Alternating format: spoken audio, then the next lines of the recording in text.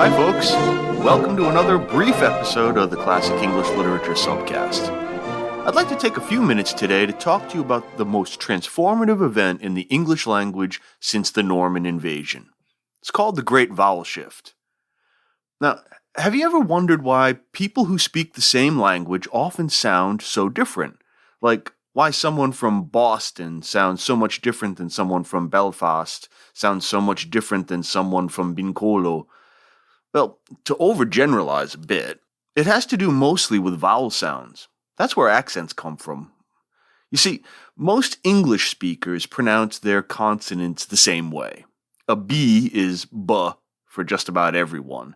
An N is N for just about everyone. And that's because consonant sounds have a pretty fixed position in the mouth. A B sound can really only be made with the lips, B, labial. And the N only with the nose pitching in, a nasal, and a T only with the teeth, dental.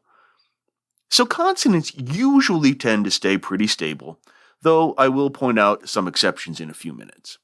But vowel sounds are made in the middle of the oral cavity and rely on where the speaker places and how they position the tongue. So do a little exercise, right? Make an ooh sound. And you notice that it comes from the back of your throat. Now, move up a little bit, and you're making an aw sound. About in the middle of the mouth, you get ah. Move forward again, and you get eh. And finally, right at the very front of the mouth, I. Now, as you move these vowels forward, you might notice that your tongue changes its shape too. And none of these are concrete movements. Like some speakers may make an A sound a little further back than another speaker, and as a result, the letter A in the word car gets something of an ah sound in southern New England, but an aw sound a few hundred miles away in southern New Jersey. Ka and core. And as long as we're right here, you may have noticed that the letter R in those words gets a different pronunciation, even though it's a consonant. Ah, you think you've caught me. But while we think of R as a consonant from our elementary school lessons, it really does behave more like a vowel since it kind of lives in the middle of the mouth too. Linguists refer to letters like R and L as semivowels or approximants, though some dispute the different categorizations. Accents that drop an R at the end of a word like ka are called non-rhotic. Accents that don't are rhotic accents. So, since there's really no precise location in the mouth, vowel sounds can slip around a lot, and that's, very oversimplified, how you get accents. Thanks, McDonough. Why should I know this in a podcast about English literature? Well, I'm glad you asked, imaginary skeptical interlocutor. We're at a point in the podcast where the English language begins to undergo a profound change in its pronunciation. As I said, we call it the Great Vowel Shift. Beginning in the 15th century, maybe a bit earlier, the pronunciation of English vowels moved forward one position in the mouth. Why did this happen? No one really knows. It may have to do with population migrations following the cataclysm of the Black Death. It might have something to do with the influence of French in various ways. Some argue that the 100 Years' War with France forced a shift, while others, contrarily, believe that the continuing prestige of French among the middle and upper classes led to kind of a hyper-conscious English pronunciation that aped French, which pronounced its vowels further forward in the mouth. How did it happen? Well, some say it happened all at once, what linguists call a chain shift, in which all the vowels got up, took a step forward, and then sat down again. Others think the shift took much longer, maybe even a period of centuries, and involved the movement of only a couple of vowels at any given time.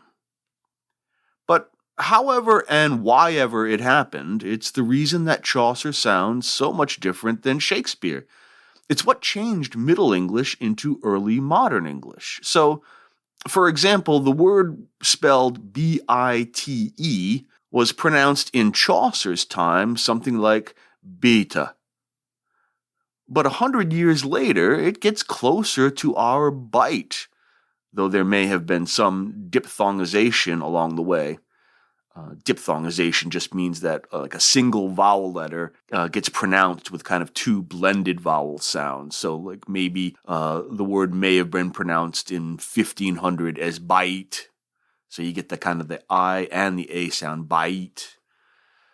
Same thing with the Middle English weef. It becomes the modern English wife, and hoose becomes house. Of course, there were other sound changes that distinguish Middle English from modern English. Chaucer rolled his R's and pronounced initial silent letters in words like canoe and ganow for our no and naw. And Chaucer made the nominal ending ion 2 syllables, where we pronounce it as one. We say nation, not nacion. Now, these kinds of changes pretty clearly have to do with efficiency. It simply takes too much work to trill R's or to pronounce velar sounds.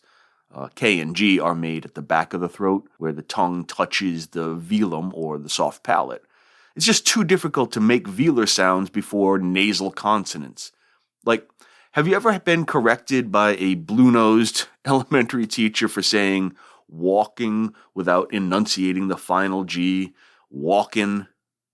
Well, everybody says some version of walkin', because it's too inefficient to make the switch from the nasal sound up in the nose to the velar back in the throat. They're too far apart in your head. So inevitably, that G just kind of glides away. Nobody says walking-a.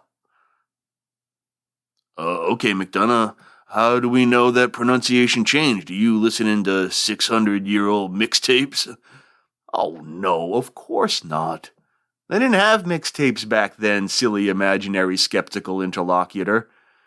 We can tell because spelling was largely phonetic for most of English's history. Sporadic efforts at standardizing spelling had been attempted maybe as far back as the 12th or 13th century, but without a critical mass of texts to reinforce the standard, idiosyncratic spellings persisted. Not until the printing press in the late 1400s did we have the technology to create a stabilizing volume of text with the same spelling. The advent of movable type promoted literacy, and literacy tends to fix spelling in place. So, to use the instance I mentioned above, without standardized spelling, I would probably spell the 3-letter word for an automobile C-A-H, because I'm originally from Rhode Island, and that region features a non-rhotic, R-dropping dialect. But my buddy from New Jersey would spell it C-O-R because he speaks with a rhotic accent. So, given that most people spelled things the way they pronounced them, we can track the shift in sounds, in some cases by shifts in spelling. And here's where literature becomes particularly handy. We can see how words were said by checking the rhyme schemes in poetry. We know, for example, that Chaucer rhymed the words blood, food, and good, using probably a long O sound. So they would sound like bloda and foda and goda. Now, after the vowel shift, we note that Shakespeare rhymed the same words, but this time with kind of an oo sound, food, blood, and good. Of course, nowadays, none of these words rhyme in standard pronunciation. So, the Great Vowel Shift was not a one-time event. As I just noted, pronunciations continue to evolve all the time based on geographical region, social prestige, degrees of standardization, and media exposure. I wanted to give this short, basic explainer to you now because in upcoming episodes of the podcast, you'll notice that the texts are starting to sound more modern, closer to our own English speech, and less foreign or exotic than it has done in our previous episodes, in which we've had to rely on translations. So, just wanted you to know that. Thanks so much for listening to the Classic English Literature Subcast.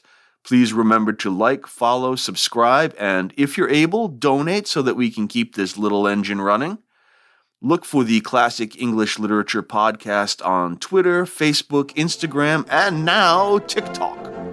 Tell all your friends about the great fun we have. Till next time, just roll with the changes.